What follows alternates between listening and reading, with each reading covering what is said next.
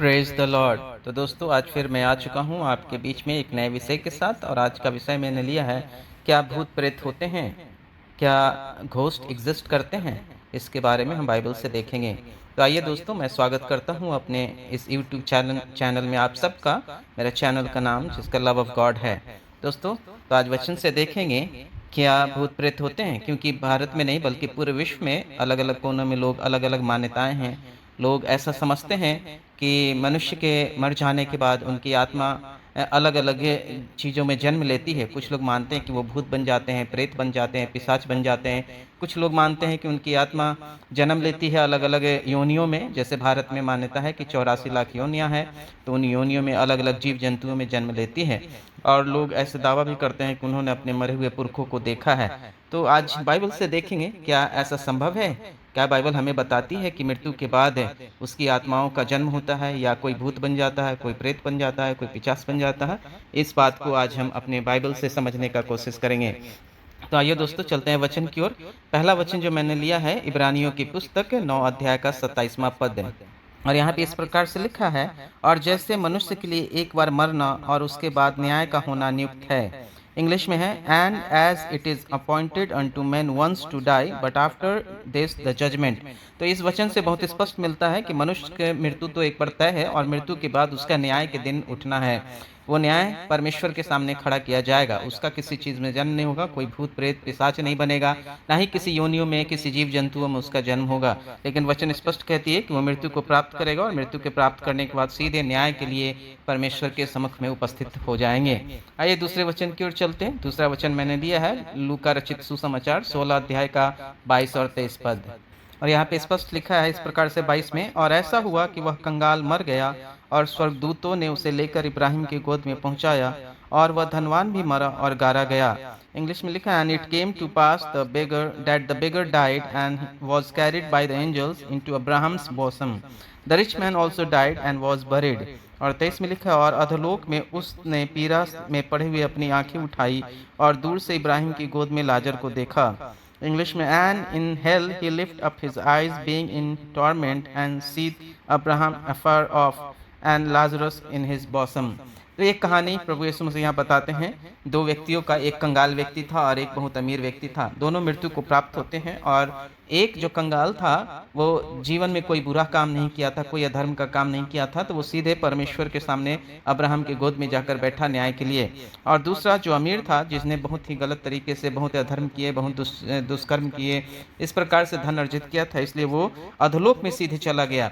और न्याय के दिन उसके वहाँ से वो अब देखता है कि वो कंगाल व्यक्ति जो है लाजर, वो अब्राहम के गोद में है। तो सीधे अधोलोक में जाता है, और एक सीधे स्वर्ग में अब्राहम के पास जाता है।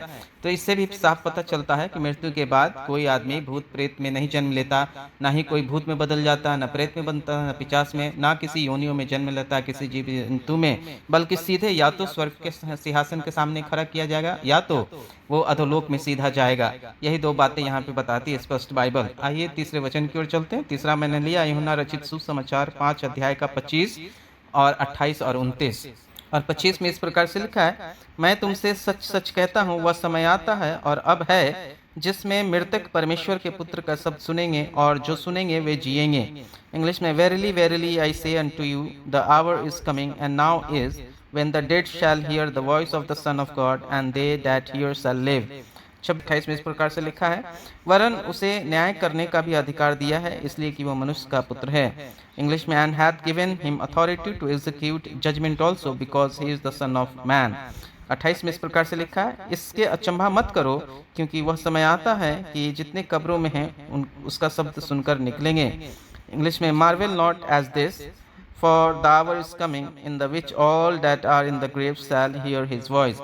तो ये तीन वचनों से साफ साफ पता चलता है। जैसे 25 में लिखता है, प्रभु यीशु मसीह स्वयं कह रहे हैं कि सच सच कहता हूँ कि वो समय आ रहा है जब लोग जो मृत्यु को प्राप्त हो चुके हैं, परमेश्वर में सो गए हैं, वो जब परमेश्वर की आवाज़ को सुनेंगे तो वहाँ से सीधे उनके सिंहासन के सामने खड़े किए जाएंगे।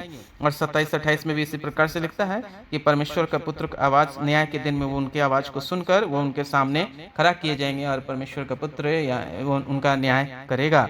और जितने भी लोग मृत्यु को प्राप्त हुए सब के सब सीधे स्वर्ग के सिंहासन के सामने परमेश्वर के सामने खड़ा किए जाएंगे और उनका न्याय होगा। ऐसा नहीं है, तो बाइबल स्पष्ट बताती है कि ऐसा नहीं है कि कोई मृत्यु के बाद किसी योनियों में जन्म लेगा, किसी जीव जंतु में जन्म लेगा, भूत बन जाएगा, प्रेत बन जाएगा, पिशाच बन जाएगा, बल्कि ये लिखा है कि मृत्यु के बाद उसकी आत्मा सीधे परमेश्वर के सामने खड़ा किया जाएगा और उसके कर्मों के हिसाब से जो उसने संसार में जीते हुए किया, परमेश्वर के वचन के अनुसार जिया, तो उसे स्वर्गलोक मिलेगा। और अगर ऐसा कुकर्म किया, ऐसा कोई अधर्मी काम किया, तो उसे अधोलोक में नरक के अथवा आग में फेंक दिया जाएगा। तो बहुत स्पष्ट है बाइबल कि भूत प्रेत इस सब बातें नहीं होती हैं। तो दोस्तों आपको भी डरने की जरूरत नहीं है। आइए अब हम प्रार्थना करें। अनुग्रहकारी दयालु सर्वशक्तिमान परमेश्वर पिता, हम आपको धन्यवाद देते हैं आज के सुंदर वचन के लिए। आज आपने हम सबको ये सीखने का मौका दिया कि इस संसार में भूत प्रेत नाम का कोई चीज़ नहीं होता, कोई पिशाच वगैरह नहीं होता जिससे हमें कोई हानि हो सकती है। परमेश्वर आपने बहुत स्पष्ट बताया कि मृत्यु बाद हर एक आदमी को एक बार परमेश्वर के सम्मुख में उपस्थित होना है और न्याय के लिए उपस्थित होना है। प्रभु जी, हम धन्यवाद करते हैं, प्रार्थना करते हैं कि जितने लोग वचन को सुनते हैं उनके जीवन में भी इस सच्चाई को प्रकट करें, उनके घर परिवार में मेल मिलाप की आत्मा दें, शांति और पवित्र आत्मा से अगुवाई करें। आदर महिमा इज्जत आपको देते हैं, विनती प्रार्थना प्रभु यीशु मसीह के नाम से मांगते हैं, आमीन। दोस्तों अगर वचन अच्छा लगा तो वीडियो को लाइक और शेयर कीजिएगा, कमेंट कीजिएगा दोस्तों। और आप सबको तहे दिल से धन्यवाद, बहुत बहुत धन्यवाद। Thank you very much for watching the video. God bless you all.